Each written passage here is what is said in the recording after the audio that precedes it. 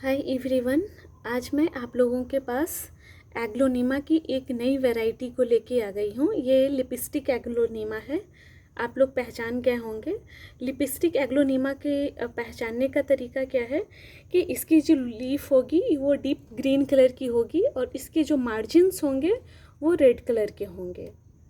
आपने नोटिस कर लिया होगा। और कुछ वैराइटीज़ में इसमें आपको वेरिएशंस मिल सकते हैं, जैसे थोड़े थोड़े से वेरिएशंस इसमें आपको दिखेंगे। ये कम्प्लीटली ग्रीन नहीं है, थोड़े वेरिएशंस हैं इसके लीफ पे। तो ये एग्लोनीमा की अदर वैराइटीज़ के जैसी ही दिखती है। सिर्फ इसके जो ये वेन है, ये वेन और इसकी ये जो मार्जिन है ये रेड कलर की होती है, इसलिए इसको लिपस्टिक एग्लोनीमा कहते हैं।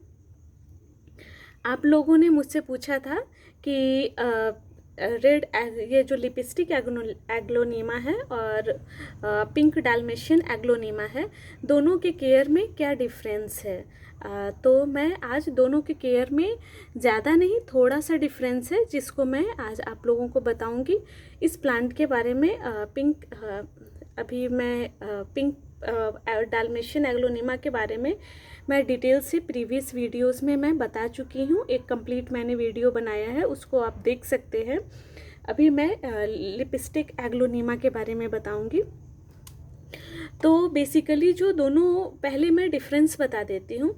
तो बेसिकली दोनों एग्लोनीमा लगभग दोनों का केयर करना लगभग एक जैसा ही है। थोड़ी सी केयर में थोड़ी सी डिफरेंस है।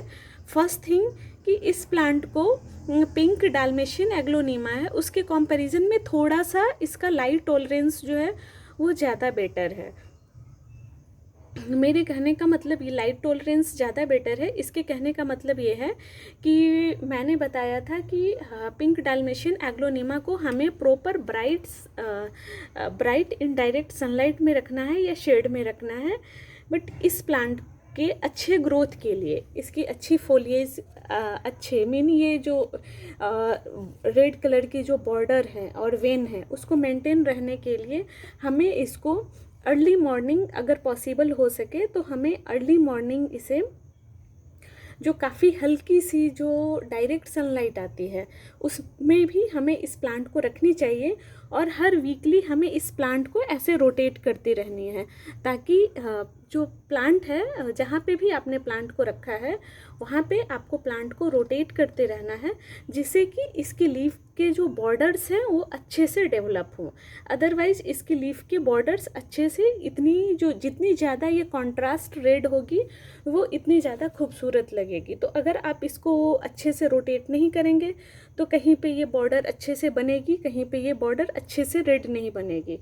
तो इसलिए पहली चीज़ ये है कि अगर हम अर्ली मॉर्निंग जो डायरेक्ट सनलाइट है वो बिल्कुल अर्ली मॉर्निंग वाली, तेज सनलाइट बिल्कुल नहीं, तेज सनलाइट इसके लीफ को डैमेज कर देंगे। और इसकी जो भी ये डिमार्केशन है, जैसे यहाँ पे वेन रेड है और ये ग्रीन है, इसकी जो लीफ की बेस है और इसमें वेरिएशंस हैं, ये चले जाएंगे। तो ये बहुत बाल्ड टाइप का प्लांट लगेगा, अच्छा नहीं लगेगा देखने में। तो बहुत सुबह की, जैसे 7 बजे 7:30 ऐसा जो है उस टाइम की, जो बिल्कुल अर्ली मॉर्निंग की, अगर आप आधा घंटा या 45 मिनट बिल्कुल वैसी वाली अगर आप धूप में इसको रखते हैं तो इसकी लीफ की डेवलपमेंट बहुत अच्छी होती है। इसलिए पिंक डाल्मेशियन एग्लोनीमा और लिपस्टिक एग्लोनीमा, ये दोनों में यही एक मेजर डिफरेंस है। और दूसरी मैंने बताया कि इसको पीरियोडिकली, इस प्लांट को हमेशा आपको हर वीक में एक बार तो इसकी जो पोजीशन है उसको थोड़ा मूव करना है, सो डैट इसके जितने लीफ हैं वो बारी बारी से सबको प्रॉपर सनलाइट मिले और सब अच्छे से ये सबकी जो लीफ की जो मार्जिन है वो अच्छे से डेवलप हो सके।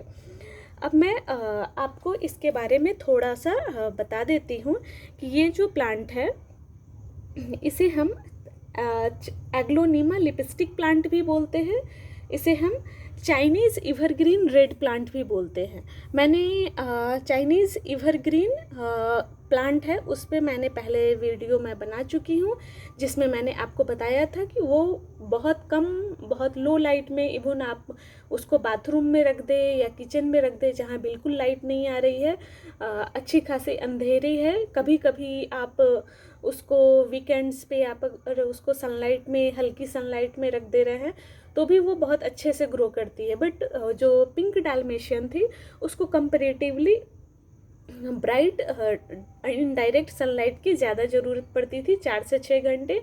और ये जो लिपस्टिक एग्लोनीमा है इसको थोड़ी और ज़्यादा सनलाइट की ज़रूरत पड़ती है।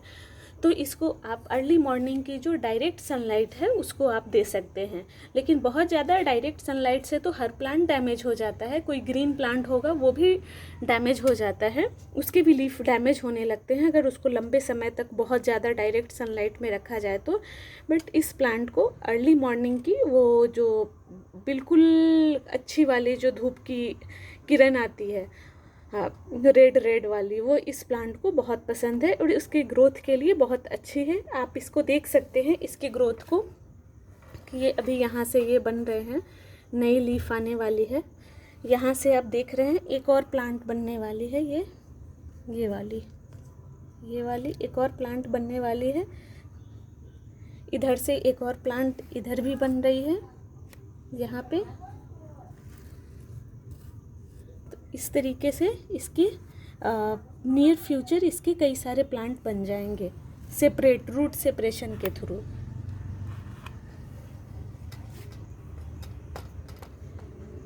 तो इस प्लांट के लिए अब हमें इस प्लांट का एक और नाम है एग्लोनीमा सियाम अरोरा, भी इस प्लांट को हम लोग कहते हैं। सारे एग्लोनीमा की तरह ये प्लांट भी बहुत अच्छा एयर प्यूरीफायर है, बट सारी एग्लोनीमा की तरह के वैरायटीज़ की तरह इस प्लांट की भी ये एक प्रॉब्लम है कि इस प्लांट की भी जो लीफ है वो पेट्स के लिए टॉक्सिक होती है। तो अगर आपके घर में पेट्स हैं ऐसे तो आप इसको इंडोर रूम के में विंडो के पास जहाँ पे इनडायरेक्ट ब्राइट सनलाइट आती हो वहाँ पे इसको बहुत आराम से रख सकते हैं। बट आप इसे एसी के पास बिल्कुल नहीं रखें, ये ह्यूमिडिटी लविंग प्लांट है। आप इसको थोड़ी सी ह्यूमिडिटी आप दे सकते हैं, बट आप इसकी जो लीफ है इसको कभी नहीं भिगाए। हमेशा मैं मिस्टिंग की बात करती हूँ कि जैसे मॉन्स्टेरा डेलिसियोसा के बारे में मैंने बताया था कि उसे मिस्टिंग बहुत पसंद है, जितनी हम मिस्टिंग करते हैं उतनी अच्छी उसमें ग्रोथ होती है। बट इस प्लांट इवन जो चाइनीज़ ग्रीन वाली वैरायटी जो है, इस चाइनीज़ एवर ग्रीन वाली वैरायटी जो ग्रीन कलर की होती है कम्प्लीटली, उसको भी मिस्टिंग करने से ज़्यादा प्रॉब्लम कुछ नहीं होती है। मिस्टिंग लविंग वो भी प्लांट है या ह्यूमिडिटी लविंग वो भी प्लांट है। बट ऐसा देखा गया है कि ये जो लिपस्टिक एग्लोनीमा है इसकी अगर हम लीफ को भिगा देते हैं तो 1-2 बार आपने भिगा दिया तो कोई प्रॉब्लम नहीं है। बट आप कोशिश करें कि आप जब भिगा रहे हैं, मान लीजिए बहुत ज़्यादा बड़े लीफ हैं और बहुत ज़्यादा इस पर डस्ट आ चुकी है, तो अगर आपने भिगा दिया तो आप इसे किसी कॉटन या किसी बहुत सॉफ्ट कपड़े से आप इसको पोंछ दें।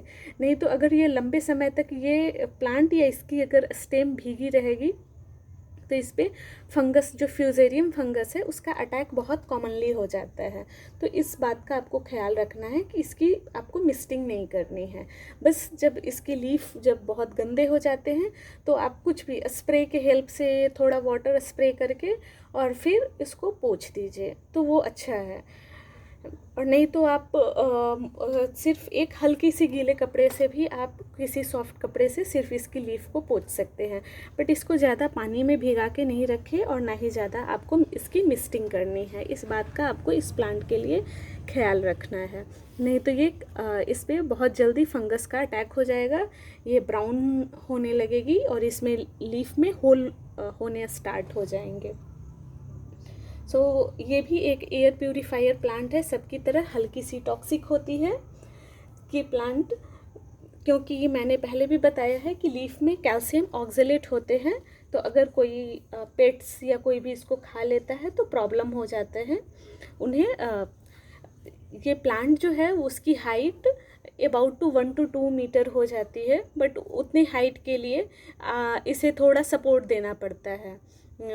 लेकिन 1 to 2 मीटर जब ये मैच्योर प्लांट हो जाती है तो 1 to 2 मीटर इसकी हाइट हो जाती है।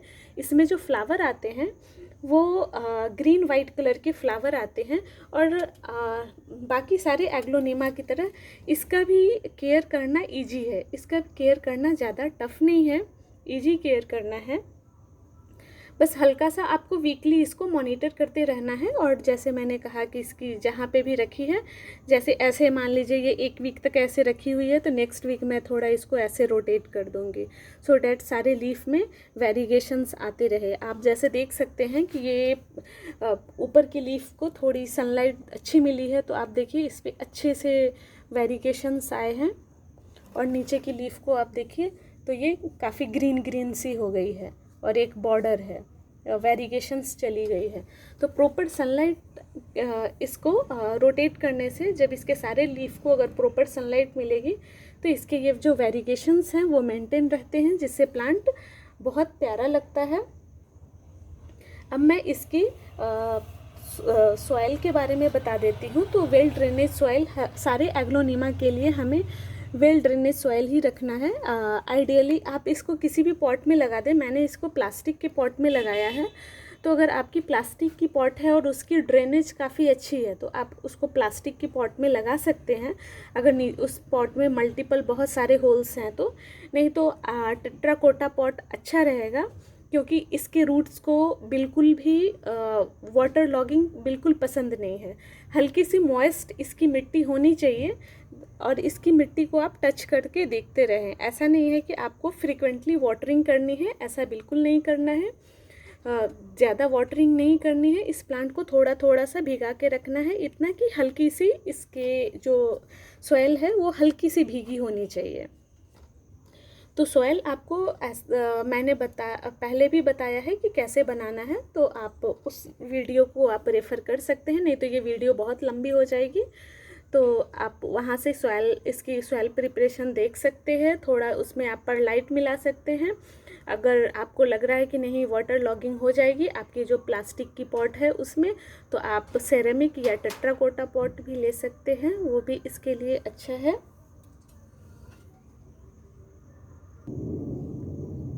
नाउ कमिंग टू वाटरिंग, तो आपको इसको वाटरिंग है वो आइडियली जो मैं एक नॉर्मल इसकी आपको वो बता रही हूँ। वैसे तो वाटरिंग आपके एरिया और लोकेशन के अकॉर्डिंग डिपेंड करेगा। ऐसे आइडियली इसकी जो वाटरिंग करनी है वो वीक में 1 बार करनी है, अगर 1 से 2 बार अगर समर है तो, ड्राई वाली समर सीज़न है तो। और अगर विंटर है तो आपको 10 से 12 दिन में 1 बार इसमें पानी डाल देना चाहिए। और हमेशा इसकी वाटर वेल ड्रेनेज सॉइल होनी चाहिए, इसमें वाटर स्टे नहीं करना चाहिए, बट इसकी जो सॉइल है वो मॉइस्ट होनी चाहिए। तो आप इसको टच करके देख सकते हैं हमेशा अपने पॉट को। जैसे अभी तो मैंने इसमें वाटरिंग की है तो अभी ये गीली है, बट इसमें वाटर लॉगिंग बिल्कुल नहीं होनी चाहिए, इस बात का आपको ख्याल रखना है। देन इसकी एक वो और सिंगोनियम या अदर प्लांट की तरह इस प्लांट की ये प्रॉपर्टी है कि ये कम वाटर में ये सरवाइव कर लेगा। हालांकि हमें इसे कभी भी कम वाटर में रखनी नहीं चाहिए, क्योंकि प्लांट स्ट्रेस में चले जाते हैं। ओवर वाटरिंग या अंडर वाटरिंग दोनों से प्लांट स्ट्रेस में चले जाते हैं और उसके सूखने का चांस बढ़ जाता है या उस पर फंगस अटैक के चांस बढ़ जाते हैं। तो हमें कभी भी ओवर वाटरिंग या अंडर वाटरिंग नहीं करनी है। इसलिए आप अपने एरिया के अकॉर्डिंग इसकी सॉइल जो टॉप सॉइल है उसको टच करके देख लें, ऐसे फिंगर से टच करके देख लें या किसी स्टिक के हेल्प से टच करके देख लें।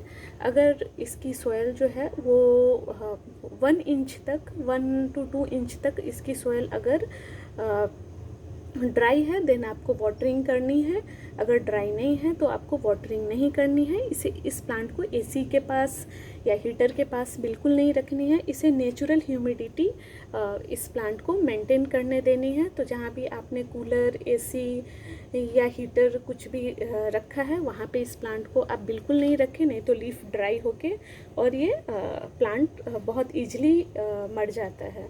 तो क्योंकि तब ये प्लांट सेंसिटिव हो जाता है, तो इसको बहुत ज़्यादा तेज़ हवा या फिर कम ह्यूमिडिटी या ड्राई, ऐसा कंडीशन इसको बिल्कुल पसंद नहीं है। वैसे कंडीशन में आपको इस प्लांट को बचाना आपके लिए टफ हो सकता है। देन फर्टिलाइज़र में अगर आप इसमें कंपोस्ट ऐड कर रहे हैं, मैं हमेशा कंपोस्ट ही सजेस्ट करती हूँ, मीन ऑर्गेनिक फर्टिलाइज़र ही सजेस्ट करती हूँ, क्योंकि केमिकल फर्टिलाइज़र से अगर थोड़ा सा भी अमाउंट कम या ज़्यादा हो जाता है या फर्टिलाइज़र ज़्यादा हो जाता है तो उससे ज़्यादा फर्टिलाइज़र से भी प्लांट ख़राब होते हैं, प्लांट येलो होते हैं और सूखने लगते हैं, और इसकी जो लीफ है एंड अदर जो ओवरऑल प्लांट है ये इतनी अच्छी रहती नहीं है। तो मैं हमेशा ऑर्गेनिक फर्टिलाइज़र के लिए ही एडवोकेट करती हूँ कि आप लोग ऑर्गेनिक फर्टिलाइज़र यूज़ करें। बट आप अगर केमिकल फर्टिलाइज़र देना चाहते हैं या फिर जो लिक्विड ऑर्गेनिक फर्टिलाइज़र है मार्केट में वो आप दे सकते हैं। तो अगर लिक्विड ऑर्गेनिक फर्टिलाइज़र अगर आप मार्केट की दे रहे हैं तो तब आपको इसको एक बार 2 महीने में एक बार देनी है। बट अगर आप इसको ऑर्गेनिक फर्टिलाइज़र दे रहे हैं तो आपको मंथ में एक बार दे देना है, 20 डेज़ पे या 1 मंथ पे एक बार दे देना है। उसमें आप सिर्फ ऐसा कर सकते हैं कि फर्टिलाइज़र को, जो भी ऑर्गेनिक फर्टिलाइज़र है तो उसको डालने से पहले आप इसके किसी भी ये की हेल्प से कुछ ऐसे टूल आप रखें, गार्डनिंग टूल, और इसकी हेल्प से आप इसकी मिट्टी को, अभी ये गीली है, उसको थोड़ा ऐसे ऐसे कर देनी है ताकि इसके रूट को एरेशन मिलती रहे। ऐसे करने से देन आप इसमें ऑर्गेनिक फर्टिलाइज़र आप ऐड कर दें, जैसे कोई भी कंपोस्ट आप ऐड कर दें। तो वैसे करने से इसकी रूट की एरेशन मेंटेन्ड रहती है, तो रूट रॉट की चांस बहुत कम रहती है, क्योंकि ये सारे प्लांट थोड़े कॉस्टली आते हैं और बार बार ख़रीदने पे भी बहुत बुरा लगता है अगर प्लांट ख़राब हो जाता है तो। और ख़ुद भी जब आप गार्डनिंग करते हैं और आपकी कोई भी प्लांट सूख जाती है तो बहुत बुरा फील होता है, बहुत डिप्रेसिंग सा फील होता है। तो ऐसे कंडीशन में मैं यही कहूँगी कि आप अपने पास वर्मी कंपोस्ट रखें या फिर काऊ डंग रखें, ऐसी कोई भी मैन्योर, ऑर्गेनिक मैन्योर रखें अगर आप खुद से नहीं बना सकते हैं तो। और उसको आप ऊपर थोड़ा सा रूट के पास हल्की सी मिट्टी को सेपरेट करके और फिर उसमें ऐड कर दें। इससे क्या होगा कि इसके रूट की जो एयरेशन होगी वो मेंटेन्ड रहेगी, तो रूट को अगर एयर मिलती रहेगी तो रूट रॉट की चांस नहीं होगी, फंगस का अटैक नहीं होगा। इस बात की हमें ख्याल रखनी है। फिर जो टेम्परेचर इस प्लांट को चाहिए वो रूम टेम्परेचर चाहिए। तो विंटर की जो रूम टेम्परेचर है और समर की जो रूम टेम्परेचर है, रफली मैं कहूँ तो 18 to 24 डिग्री सेल्सियस इसके लिए आइडियल है। इसका जो ग्रो पीरियड है वो जनवरी से अप्रैल तक, ऐसा इसका ग्रो पीरियड होता है। देन रिपोर्टिंग की बात करें तो रिपोर्टिंग इसको फ्रिक्वेंटली नहीं करनी है। जब आप देखें कि ये रूट बाउंड हो चुका है या फिर जो पॉट में, जिस भी पॉट में आपने लगा रखा है उस पॉट के होल से, नीचे जो होल है उससे अगर आपको लग रहा है कि रूट बाहर आ रहे हैं, तब इसकी आपको रिपोर्टिंग करनी है और उसको एक साइज़ बड़े कंटेनर में करनी है। बहुत बड़े कंटेनर में, बहुत बड़े पॉट में इसको नहीं लगाना है।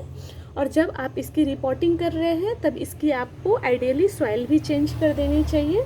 तो 2 से 3 साल में, अगर रूट बाउंड नहीं हुआ है तो 2 से 3 साल में आप इसके पॉट को चेंज कर दें और इसके सॉइल को भी आप कंप्लीटली चेंज कर दें। फ्रेश सॉइल से ये अच्छा ग्रो करेगा। और प्रोपेगेशन के लिए मैंने प्रीवियस वीडियो में जैसे बताया था एग्लोनीमा के प्रोपेगेशन के लिए, वैसे ही इसको स्टेम एंड रूट दोनों से हम प्रोपेगेट कर सकते हैं। तो stem cutting and root separation दोनों मेथड से हम इसको कर सकते हैं। आप उस वीडियो को डिटेल में देख लीजिएगा, नहीं तो ये वीडियो काफ़ी लंबी हो जाएगी। पेस्ट अटैक भी इस पर सिमिलर ही है, एफिड्स है, मिली बग्स है, रेड स्पाइडर माइट्स है। रेड स्पाइडर माइट्स भी इस पर बहुत ईजिली अटैक करते हैं। तो ये सब अटैक करके और इस प्लांट में होल्स क्रिएट कर देते हैं। तो वैसे कंडीशन के लिए भी मैंने आपको प्रीवियस वीडियोस में बताया है कि एक रबिंग अल्कोहल आती है, जो हैंड रब अल्कोहल आती है, उसको आप कॉटन स्वैब में उसको भिगा के और इससे इस प्लांट के इस लीफ को साफ़ कर दें अगर आपको लग रहा है कि अटैक हुआ है तो अभी तो मेरा प्लांट तो बहुत फ्रेश है, इस पर कोई किसी टाइप की अटैक नहीं है। आप अपने गार्डन को थोड़ा साफ़ रखें और एयरेशन मेंटेन रखें तो ऐसे अटैक बहुत कम ही होते हैं। वेंटिलेटेड रखेंगे अगर आप अपने गार्डन को तो ऐसे अटैक्स नहीं ही होते हैं ऐसे। और फंगस से बचा के रखने हैं। फिर over watering and under watering से इस प्लांट को बचाना है, क्योंकि स्ट्रेस में ये प्लांट बहुत जल्दी सूख जाता है। स्ट्रेस में ये प्लांट को अगर एक बार स्ट्रेस हो गई तो इसको रिवाइव करनी बहुत मुश्किल हो जाती है। एंड इस तरीके से हमें इस प्लांट की केयर करनी है। इस प्लांट से रिलेटेड आपको और कोई इन्फॉर्मेशन चाहिए तो आप मुझे कमेंट सेक्शन में मुझसे पूछ सकते हैं। तब तक के लिए आप लोग अपना ख्याल रखें। Bye bye. नेक्स्ट मैं किसी और प्लांट के साथ मैं नेक्स्ट वीडियो में आऊँगी। और आप लोग अगर आप लोगों को ये वीडियो अगर इन्फॉर्मेटिव लगी तो आप लाइक कर दीजिए, शेयर कर दीजिए। और आप अगर कुछ भी पूछना चाहते हैं तो आप कमेंट सेक्शन में मुझसे पूछ सकते हैं। And bye bye. आप लोग अपना ख्याल रखिएगा।